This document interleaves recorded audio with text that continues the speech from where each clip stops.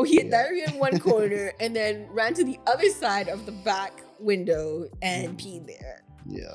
And that is the very first incident we had with Trumpet. Yeah. Welcome back to this Thing of Ours podcast, where we talk about all of life's highs and lows. and everything in between. So today we have a special guest, this little creature here. This is our puppy, our dog. This is Trumpet. Yeah. And the reason why he is on this podcast episode 11, is because someone has slid into my DMs and finally gave us a topic. Super excited. So thank you and shout out to you for doing that. They wanted to know what it's like owning a dog, most importantly, a Cocker Spaniel. Trumpet is 3 years old and we got him when he was 8 weeks. We got him when he was 8 weeks. Look at him distracting me. But yes, he was 8 weeks old when we first got him. Yeah. And he's absolutely perfect. Yes, he is. When we first got him, though, what did he do in your car? Chris just got his new car. The day we picked him up, okay? I had my car for about a week or 2 weeks at this point. You want to say something? No? Okay. But yes, we had him. I had my car for about maybe 2 weeks at the time. It was not long. We drove down just outside of Toronto to pick up Trumpet. And he was so small. Amelia sat in the back seat with him in my car. And he was bugging her. Like, you could tell he needed to do something. But there was nowhere for me to pull over. Yeah. Right? We're in the middle of nowhere. Yeah. And he just kept, like, trying to climb me on top of me. And I'm like, I think he has to use the bathroom. And then Girls was like, no, maybe he's fine. I don't know. Maybe he wants to play. I'm like, no. I think he might have to go. And like, he was trying to climb on top of me because he wanted to get into the back where the back window is. So what happened was he managed to climb in the back window in Chris's new car that he only had for about a week, you said? A week or two, yeah. Yeah. And he took a shit. Diarrhea. Trust me when I say he had diarrhea in my car the first day I got him. I was so not impressed, but I could not be mad at him. He was so cute. Yeah, not only did he have diarrhea, he also peed. So he had diarrhea in one corner and then ran to the other side of the back window and peed there. Yeah. And that is the very first incident we had with Trumpet. Yeah. So let's start this podcast on some tips for people who want a dog. So watch this video before you get one. Yeah. And if you already have a dog, leave some tips in the comments below because we are new at this. This is our first dog we've ever had, not just together, but ever had in our life. So we're just learning as we go. Before we actually start this podcast, I want to say that getting a dog is very rewarding. It is. It is. I think that it is a lot of hard work at first because if you never had a dog, you have to get used to incorporating him into your life, you know, and not just think about you, it's also the dog, you know, not just you, your kids, your husband, it's also the dog you have to think about. So I think that's one of the hard things with owning a dog, because then he just becomes part of your family. But other than the hard work, I think it's extremely rewarding and it's really good for my mental health, I think, because seeing him when I come home or just playing with him, it really boosts up my mood. I'm happy, I'm jolly, and it's just something about owning a dog. Is puppy therapy? That's what it's called? Yeah, they actually have that. That is a real thing. And dogs in general, I think they are very good for people's mental health. Yeah. And I think they're a great addition to the family. So having a dog is extremely rewarding. And, you know, if you want one, just think about some of the things that we said. And if you can financially afford it, if you have the lifestyle for it, and, you know, check out what breeds are probably best for you, I would always suggest getting a dog, or at least fostering a dog if you want before you actually commit to getting one. Because a dog is a lot of hard work. Yes, it is. But like I said, it's totally worth it. Yeah. So in this podcast, we thought, why not share our experience? At the same time, give some tips on people who are thinking about getting a dog. And if you have a dog or just thinking about getting one, comment in the comment section below. We love to talk to you guys.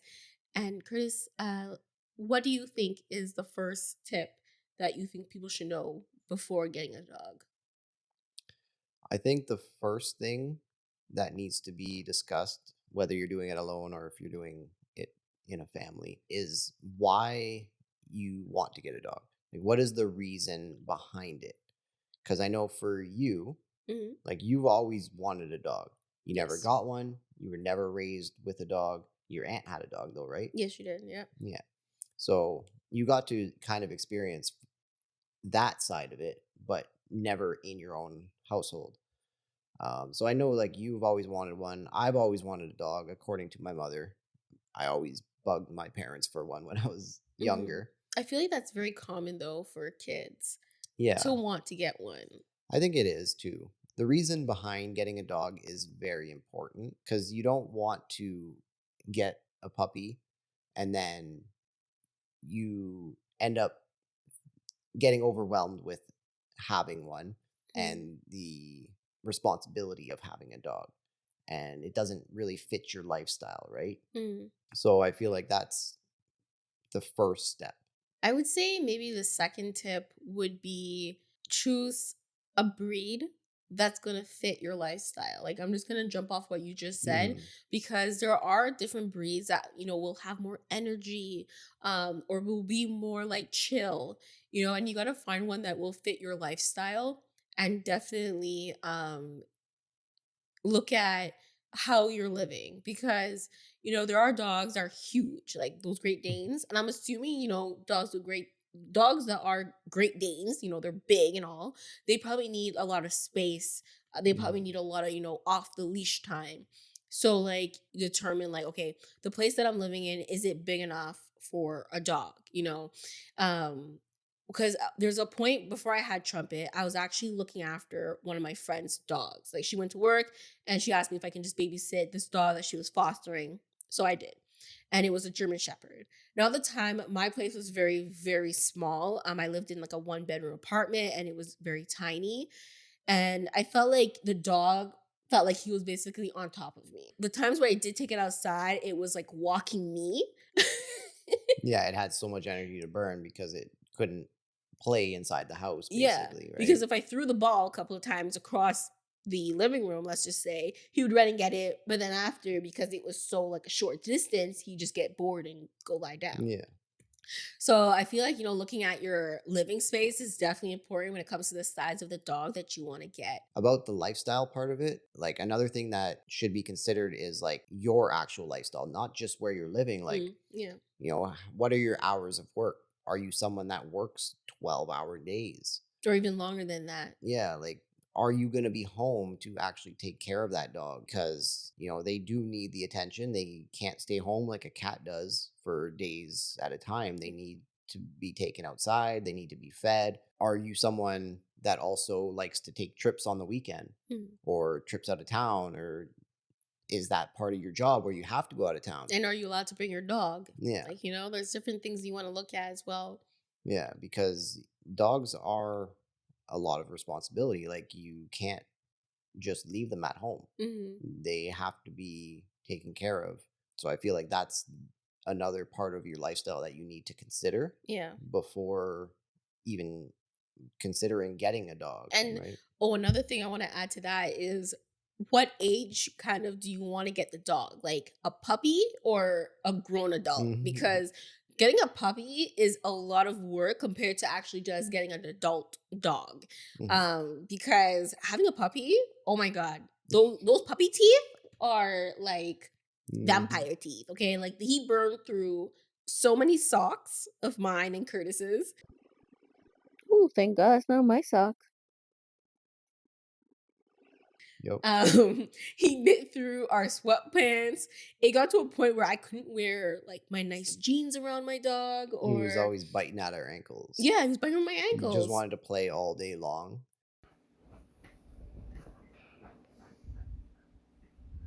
Stop that. Ow! Oh shit. And yeah, those teeth just went through everything. Yeah, I couldn't wear nice sweatpants. I couldn't wear nice jeans, and I couldn't even leave out my good shoes because he would chew at the laces. Yep, he chewed off my laces too. I left my shoes out, and that little tab on the heel of some shoes there.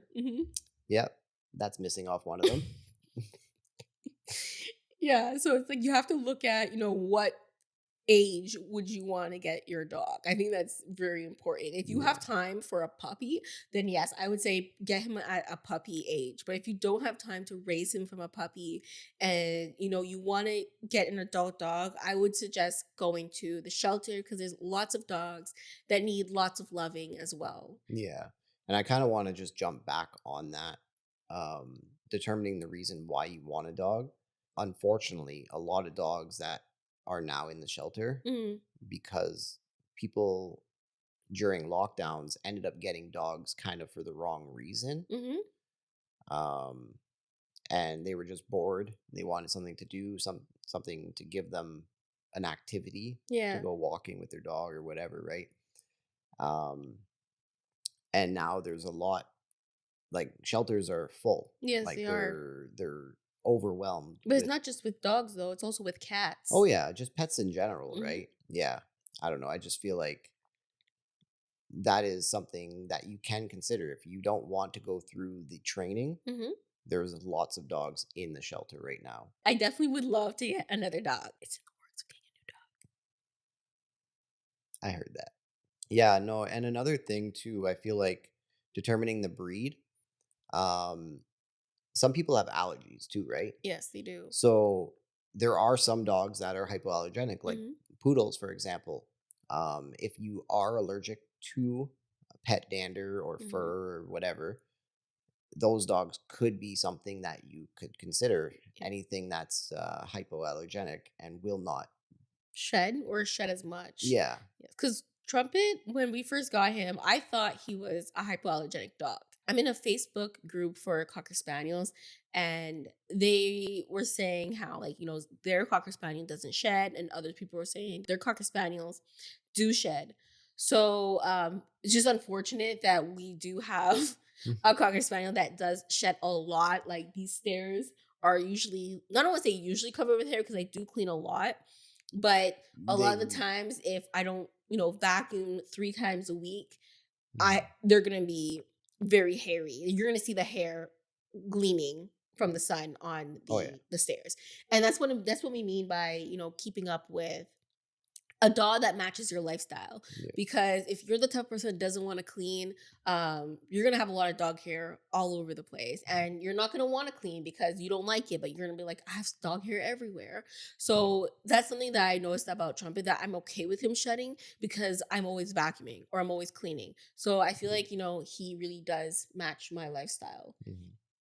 Yeah. And leading off of that, like, the amount of fur that a dog will have and do they shed, and how fast they grow their hair, because you will need to get the dog groomed as well, right? And I feel like that's really important. Like, we keep Trumpet's hair very low. Just because I am allergic to him, actually. I'm allergic to his dander, which is sad. I actually recently found that out. But it is what it is. We keep up with it though. Yeah. Like, we keep them washed and shaved. That is another thing, another tip about looking into the financials of having a dog. Because the grooming, it's not cheap. No, it's not. It's very costly, and depending on how often you will need to do it for your specific breed, it could be very expensive. Like, we get him groomed once a month or once every 2 months. Yes. And we try wash him at home as well, but we get him shaved and washed every month or 2 months, right? But some dogs may need more than that, depending on how fast their fur grows. And what your activity is with the dog. There's people that take their dogs through the mud. They take them camping and then their dog's all wet and all muddy. So it really all depends on your lifestyle once again. That's definitely something that needs to be considered, is the financial side of it. And for us, like when we first got Trumpet as a puppy, he always got ear infections, right? Yes. So that's another thing too. Bringing him to the vet can be very, very costly. Yeah, so be aware of that because, your dog will need the shots, or it will need like something that will prevent ticks, so that, if you want to take him through the woods or something, he doesn't get Lyme disease. Yes, dogs do and can get Lyme disease. So that's another thing you have to look out for, because that can add to your vet bill. But yeah, like when he was a puppy, we couldn't figure it out. Like he just kept getting ear infections, and we just kept spending money on ear drops, and like they gave us these little like look like treats, but they were some type of medication that they kept giving us. We never had dogs, like Curtis mentioned, so we didn't really know how to take care of one. Unfortunately, we learned the hard way. We did, and it's we take responsibility of saying that, because we didn't really do much research. We just knew that we always wanted one, and that's kind of like what happened, and we were like, we learned from there. But when it came down to his ears, I'm just imagining all the money that just went into the ear, into those vets' pockets. But anyways, when it came down to those ears, yes, like Curtis said, every single week he had a new ear infection. I was running him to the vet because I didn't know what to do. We Googled it, yes, and then we found out that Cocker Spaniels were extremely prone to ear infections because of their long ears, and there's not enough, airflow that can go into his ears. So finally, one of my friend is actually a vet tech. So shout out to you. I took Trumpet to her vet, and she told me, she was like, you know what, Amelia, it might be the dog's diet. And for some reason, that never actually came across our minds, that it could be the food we're feeding him that be causing that. Yeah, because we were always just feeding him basic kibble, and a lot of food kibble is made with chicken. A lot of preservatives. Yeah. But dogs actually have food allergies, and then after, we kind of went what was that? Sherlock Holmes, the detective? Yeah. Yeah. Yeah, well, we went pretty ham on Googling things, actually. Google was kind of like our savior there, because then we started Googling, dogs and allergies, Cocker Spaniels and allergies. And turns out Cocker Spaniels are very highly prone to being allergic to chicken and beef. So that's what we were feeding him. We were feeding him a lot of chicken because the kibble. So once we actually cut out the chicken and the kibble part, well, no, we started feeding him kibble, but we tried not feeding him the chicken. Yeah. Like a chicken Yeah, flavor. we changed from a chicken kibble to a straight beef kibble. Yeah. Right. And then we noticed that he was still getting, a little bit of diarrhea, a little bit TMI, but it is what it is. What's TMI? Too much information? Oh wait, yeah, too much information. Yeah, but he was fine. Like his ears were still red, but he wasn't like scratching at it to the point where he was bleeding. But he was still, still getting that diarrhea, and his ears are still red. And we're like, hey, there has to be something wrong with this.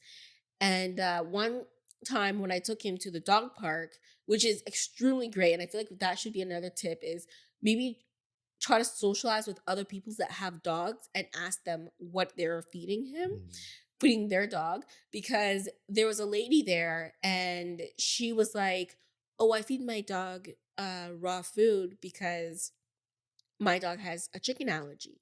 And I was like, oh, there's raw food? I don't know if that's like, that's you just buy that from the grocery store? Yeah, I know. And she's like, no, there's a store that you can actually get it from. And I was like, oh, okay. So then I came home and I actually told Curtis about that. And he was like, oh, maybe we should look into it. And then we moved apartments. And then I remember when I went to go change my license, I was talking to another lady there, and we were talking about, Cocker Spaniels, because she had one.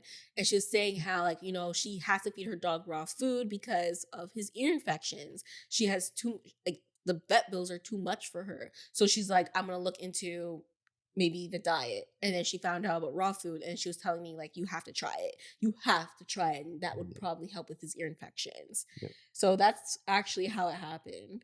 We started feeding him raw food because of his ears infection that he kept getting, and all that money that was going to the vet.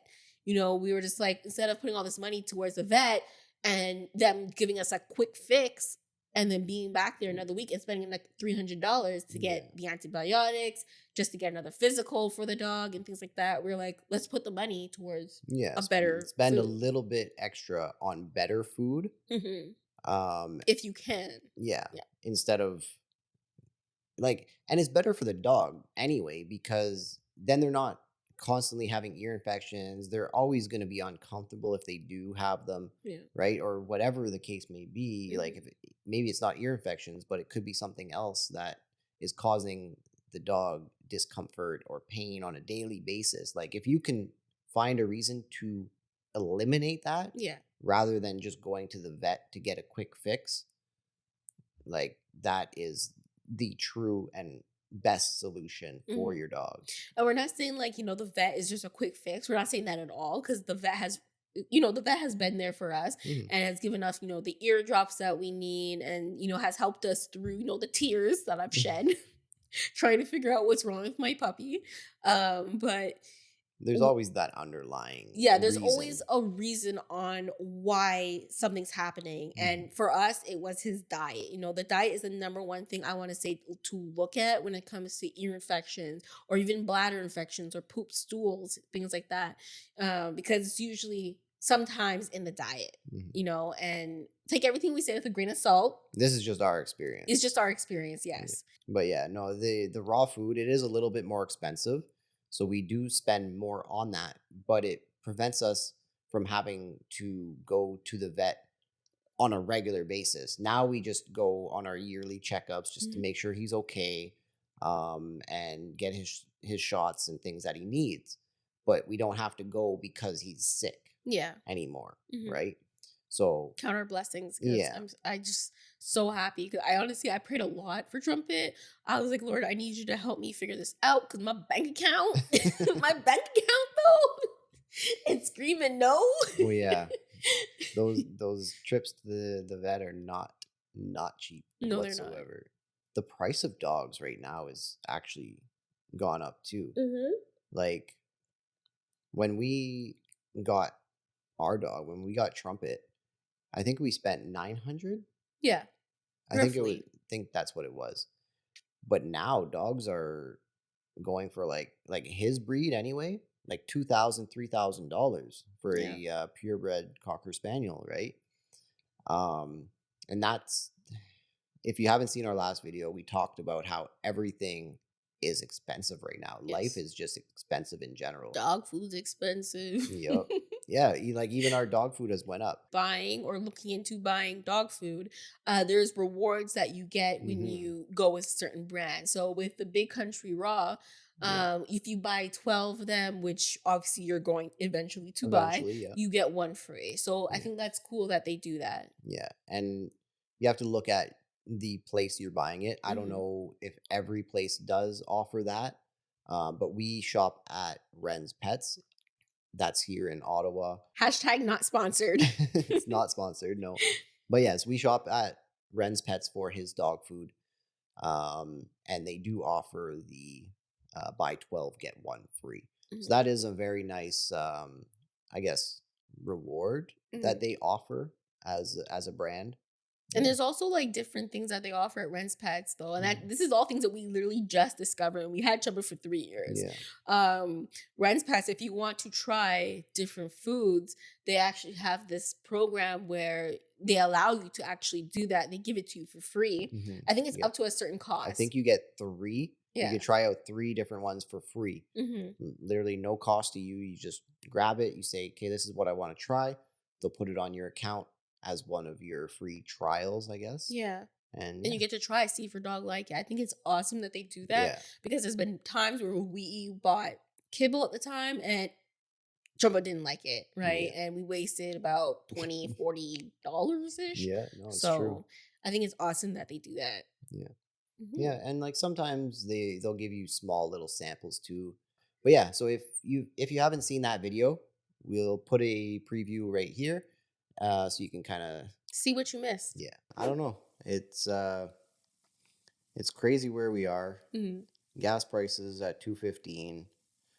Food prices inflated like 10% from where they normally were. Rent at $2,000 for a decent 2-bedroom. Daycare costs at nearing $100 a child. Like that's insane though. That's really is insane. Like I need to know how people are doing that. That's a lot. I know. Like I don't know when things are gonna change or go back kind of to normal, or if they ever will. Yeah. So after the vet bills, it's not just that you should also think about. There's also the food, like we mentioned, but the toys. Yep. You want to burn $20, $50, go buy a dog a very expensive toy like that. Or chew that thing up in no time. Or you can also go to the dollar store, which is so funny because the dollar store toys have actually lasted Trumpet a lot longer than for some any reason toy. They are more durable. The ones that we've bought anyway. Yeah. They've lasted him longer than the more expensive toys that we've bought.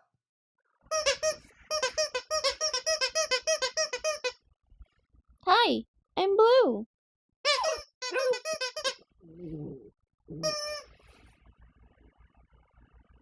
I know, it's insane. It is. And it would be like, it would say on the tag for tough chewers, he managed to rip right through it. Like that. Very quickly. So that's another thing. There's also the leash, the harness. You know, are you going to get the collar or are you going to get a harness?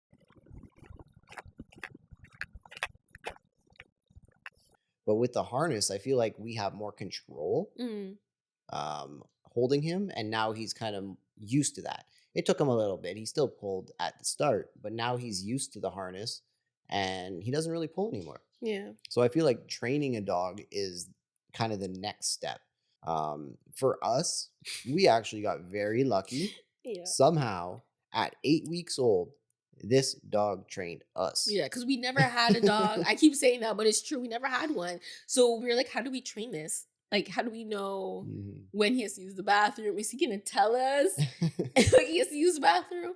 But you know what? I think that the reason why he was able to train us and tell us basically when he had to use the bathroom was because he was always outside when he was a puppy. Yeah. Like this is before we actually got him. We found out, he was always outside. He was a farm dog, just outside using the bathroom.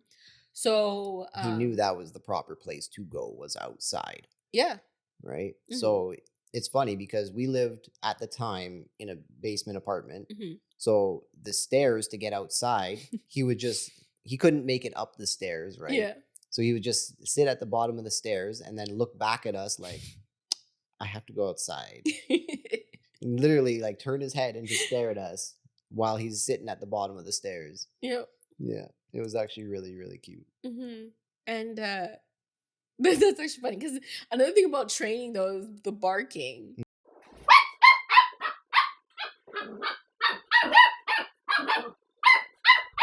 Like, are you okay with your dog barking? Because there are dogs. My aunt had a dog. She never barked once. Yeah. But Trumpet barks all the time. Lives up to his name. Yeah. Definitely lives up to his name. That's what our neighbors used to say. Yeah. But no, it's funny. It's so cute though, because like when you first get a puppy, they can't even bark. No. Like he could not bark. He didn't do nothing. And then it was like a high-pitched little bark. It was so cute. And then now he's got a very deep bark. Like people that come to our door, they must think he is a big, scary dog. Oh, I know. The way this man howls at the door. Yeah, he howls and he barks. We do encourage him not to do that. So we do try to stop it. So that's what we mean by training. But I feel like it's harder now as an adult for him because he's used to barking, and I'm okay actually with him barking when someone is at the door because I don't always hear the doorbell, so he knows before they even get to the door that someone's on our property. Yeah, he doesn't bark at people. No. In general, like when we're walking, he'll walk by, he'll be very nice to other people. It's just at the home when someone comes up to the door. So it's almost like he's protecting the home, which we're kind of okay with, right? Yeah, I'm definitely okay with that. Yeah. So, I mean, that it really depends on how you want to train your dog. Like, what do you want from your dog? You want him to kind of protect you a little bit and give you that security feeling. Because I know that's what he gives you, right? Yeah, he does. Yeah. But it's not only that, too. It's like the going outside. Some people train their dogs on those little pee pads inside the house. Puppy pee pads. And I mean, we never did. We've never tried that. So we don't really had to. Yeah, so we can't really give you any advice on that. But I want to say this, sorry to cut you off, but it might be easier if it's a cost thing to try to get him to go outside first because pee pads are not cheap either. I've seen them like $46 to like $80. I guess one has an odor protection and the other one doesn't, so it's also like that, like, you can put the $40 to something else for your dog or $46 for the pee pads, So I feel like for the people it would be good for, especially if you're getting a puppy, is ones that work long hours, right? Because a puppy cannot hold in their bladder, right? Like an adult dog can. Other than that, no, he was very good. Very good as a puppy. Other than chewing up the socks and barking when I was cleaning or vacuuming. And the toilet paper. Keep your dog away from toilet paper. Look at him. Look at what he did. They love it. Yeah. Yeah, so there's a couple of things, So there's a couple of things we want to, still try to fix now, like the toilet paper. He still eats lots of toilet paper, like Chris said. There was a time where I actually left a comb on the floor. I don't know why it was on the floor. I don't even remember if I put it on the table and he pulled it off, but somehow he managed to get hold of my comb and chewed up my. I don't even know if he swallowed pieces. Didn't you just get that too? I did. I just bought the comb. Yeah. And he chewed up the pieces. How did he get a hold of my comb when I was in the shower? Rest in peace. I just got you. Because I'm just grateful that, none of those pieces actually got stuck in his stomach. They all have passed through. Yeah. So I'm just grateful for that. I'm not mad. Yeah. The comb costs like $3 compared to a vet bill. The training part is another thing that you can, if you want, get other people to train your dog, right? You can put them in puppy school or whatever it's called. I don't even know. Or even puppy daycare, I think. Yeah. They have puppy daycare if you want to keep them occupied, I guess, while you're at work. So there are a lot of things that can bring up the cost of the dog depending on what you want, right? But for us, we trained him on our own. We did everything by ourselves and just kind of figured it out. We are still figuring it out as we go because we're not perfect. We're just trying to learn how to take care of a dog. One thing I want to say is that everyone has warned me about getting a dog. They're like, dogs are a lot of work. I think it's a lot of work if you don't enjoy going for walks, if you don't like going outside, or you don't like waking up early. I think that's, to me, a lot of work because I don't mind getting up early, going for long walks with Trumpet. I don't mind because before I had a dog, I never went outside. I didn't. But now that I have a dog, I'm more active. I'm like, oh, let's go here for this walk. Let's try this new park. Let's throw the ball and we'll go run. Like I feel like he has helped me stay very active and improve my health because now I'm going outside, getting fresh air, and I'm not just staying inside all cooped up. Yeah, no, it is true. Like we do stay healthier because we do go for walks every single day. Our walks. Yeah. Like we literally walk every day. Whether it's for a short period, maybe half an hour, or if we decide it's nice out, let's go for a longer walk, right? Yeah. But at least we get to do that every single day. And it's good for him too, right? Like he stays active, he stays healthy, and it's good for the whole family. Yeah. So speaking of walks though, remember what I said about lifestyle? If you don't like going outside, rain, snow, Yup. tornado, it doesn't matter. You have to take your dog outside. Trumpet, let's go. Come on. It doesn't matter. We actually had a huge, rainstorm the other day, and Windstorm, yeah. yeah, and he had to go outside, and I had to be the one to take him outside because he was. Were you home? I don't remember. We were actually filming a podcast. We were filming a podcast, and as we were literally putting on his harness and his leash, it started pouring like instantly. And then we still had to go outside because he wasn't gonna go inside. Yeah. But yeah, rain or shine, doesn't matter. Middle of winter when it's minus 40, minus 50 degrees here in Canada, you're going outside. So if that's not something you want to do, maybe not consider getting a different pet. Maybe cats don't go outside. Cats can stay inside. There's some people who walk their cats now. I've seen the neighborhood cat walking. Yeah. Yeah. But yeah, no, there are. But a dog, they got to go outside. It is what it is. And I feel like some people just, if they got a backyard, they just let their dog out there. Yeah. Close the patio door and wait for them to come back. Yeah, but I do enjoy going for walks. No, I know. I do, definitely. How do you guys want your dog to be? Like, do you want your dog to be able to go on the couch? Yeah. Do you want your dog to sleep with you? Trumpet sleeps with me. Yeah, she goes in his spot. Every night. She always gets in bed before me and lifts him up.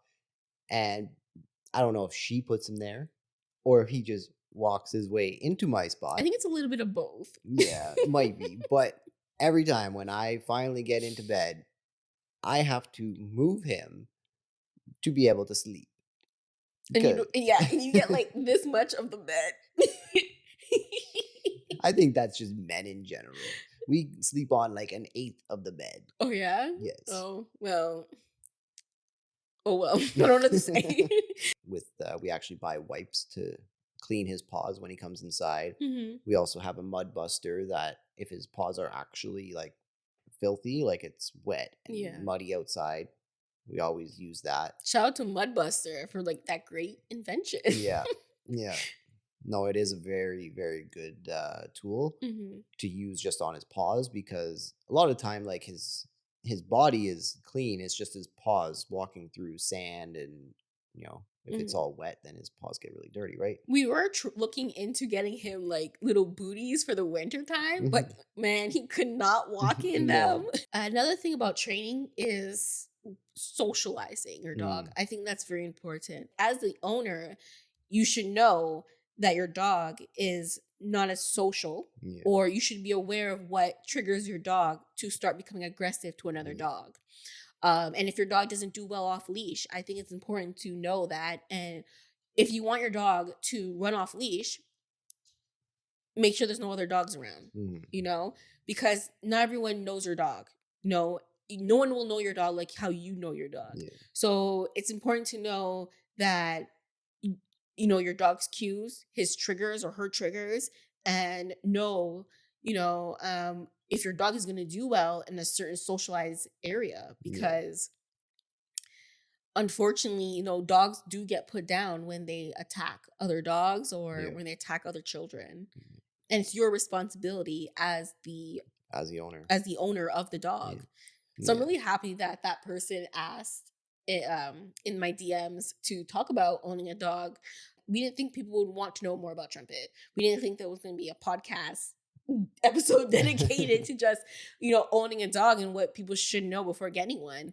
We didn't think people would be interested in that, but someone was, and here you go. I'm grateful for you commenting and, taking the time of your day and messaging us about a topic that you want us to talk about. Because I think that's really cool. And I think that's very... So if there are any other topics you want us to discuss, let us know. We'll gladly consider it and potentially make a podcast about it. Yeah. So if you haven't subscribed yet, hit the subscribe button, like this video, share it, and we will see you next Sunday. Yeah. Or you can click that link over there for our previous videos. Yeah. Happy Sunday, guys. Take care. Peace. And you guys have like a 4-bedroom, 3-bedroom. Yeah, that was back in 1990 or 91. House cost 100. I think it might have been 120,000. Which, and I mean, it's a nice home. It's a bigger home that was on the street. But that's all it costs. Now that same home is probably like $400,000, $500,000.